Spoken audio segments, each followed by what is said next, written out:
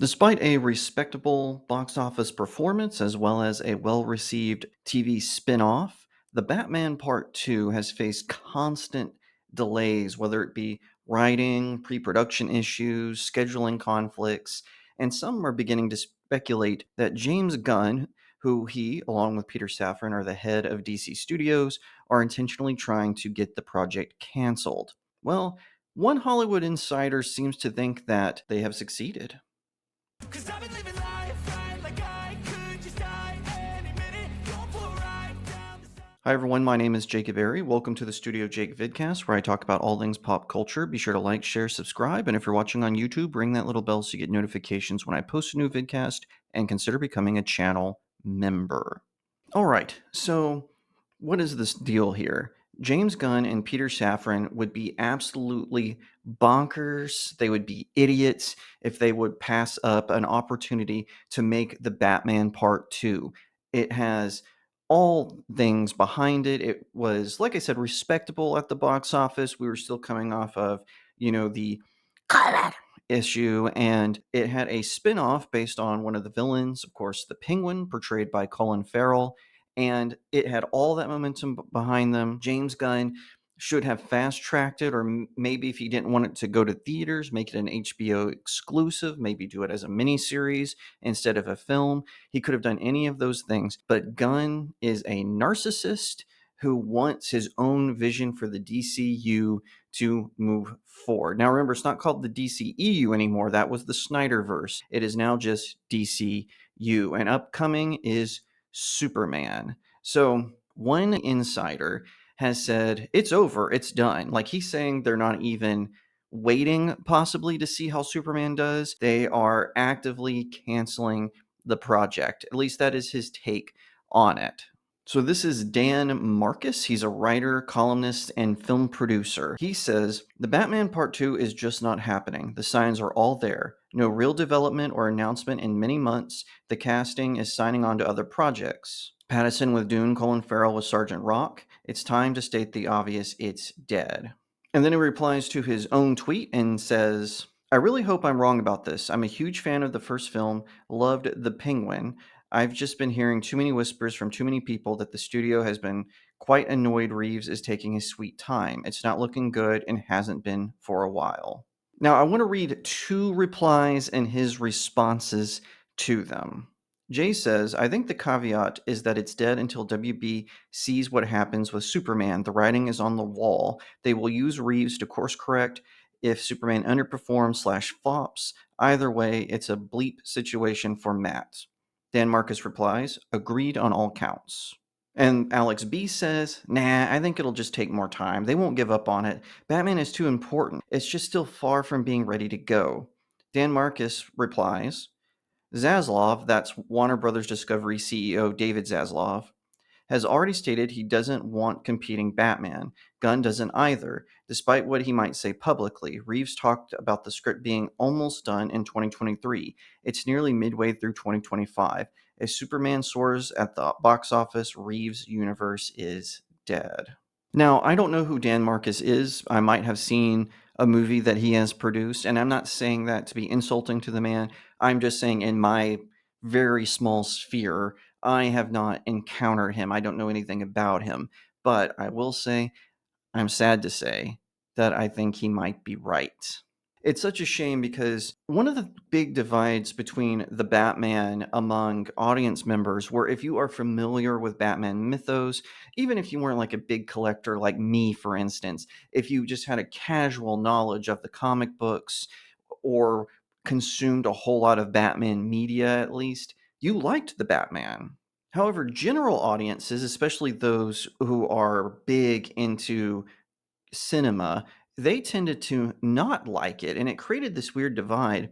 I'm friends with director Paul Roland, and he and I had a conversation about this. He didn't like it. He thought it was too dreary. I, on the other hand, replied to him, I thought it was good. I even made it the number 4 best film of that year when it came out, and it was because it captured a lot of key Batman moments. For instance, The Riddler holding Gotham City hostage and trying to blow the bridges and things like that, that's straight from Scott Snyder's New 52 run. The idea that Batman comes to the realization that he has to be more than vengeance, he has to be hope for Gotham City. That comes from a line that Commissioner Gordon gives in Batman Year One. So a lot of these twists and turns and things about the film certainly made it appealing from that regard. It was fun to analyze. And then the Penguin came along, and y'all know me, I don't tend to like villain only spin-offs. Venom, the first Joker being exceptions, but I made the Penguin an exception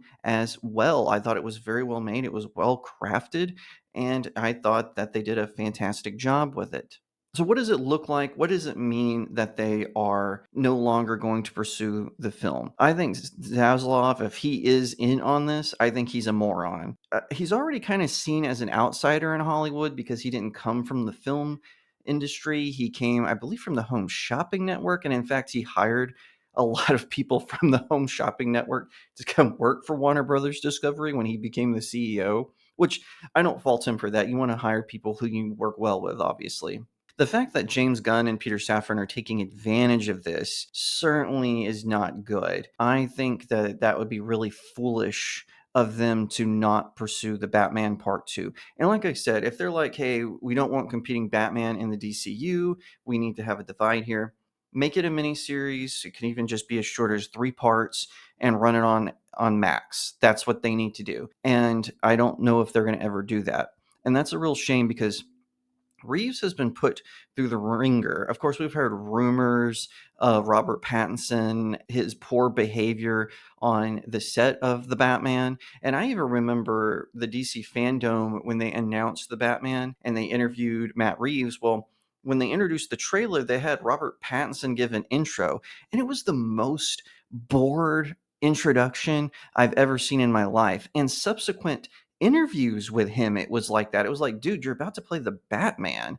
Have some respect, have some excitement at least. But he never showed it until the movie was about to come to theaters. And then later, when it was going to be released on DVD, all of a sudden he was so excited to be the Batman. I'm very happy about this. And he tells this cheeky little story about having to leave the set of, I believe it was Tenet, and he had to have this conversation with Nolan. He's like, hey, I have to leave to go to the dentist. And Nolan was like, you're going to audition for the Batman, aren't you? You know, it was really this cheeky kind of fun story that he hadn't shared before. Prior to that, he acted like he was telling people he was going to have his prostate examined. I mean, it was so boring to watch him talk about being in the Batman. But then, like I said, he came to life. So maybe someone at Warner Brothers Discovery had a talk with him, especially with all the rumors about how he and Zoe Kravitz behaved on the set. Now, I don't know if all that is true, but no one has really denied it. So who knows what happened with that? And that could also be why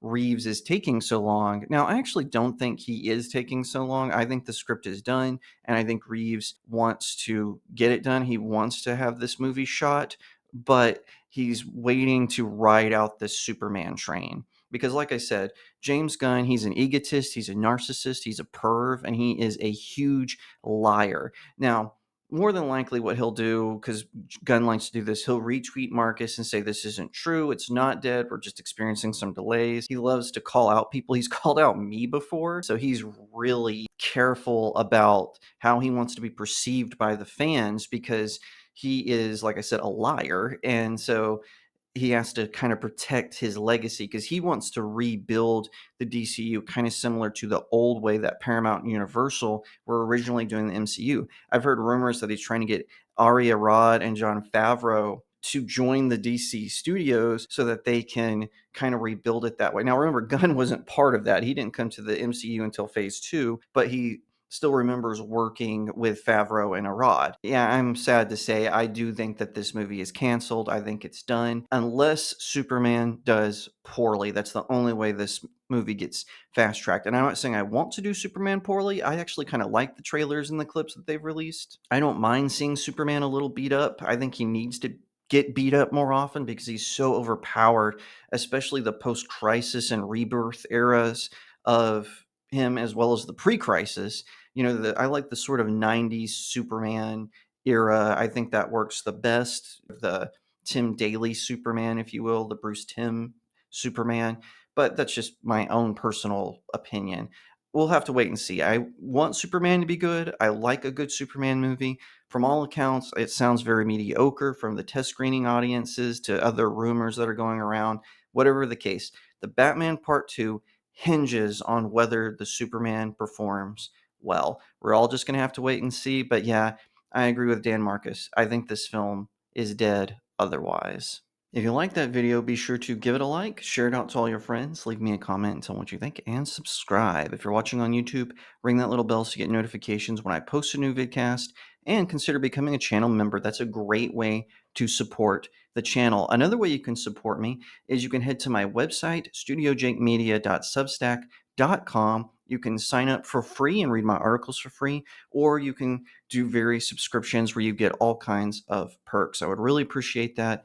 Thank you in advance. Did you know that I also write books? I've got Cacophony. This was my first ever novella. It is a supernatural thriller about angels and demons warring over a small Texas town and the souls therein. If you're more into sword and sorcery, you've got the Seven Royal series. Book 1 is All Good Things. Book 2 is Breaking the Stars. It follows a group of your favorite fairy tale characters who have to defend their land against a dark army led by some pretty evil characters. So you're going to pick up these as well. And book 3, which will be the finale of this trilogy, is coming soon.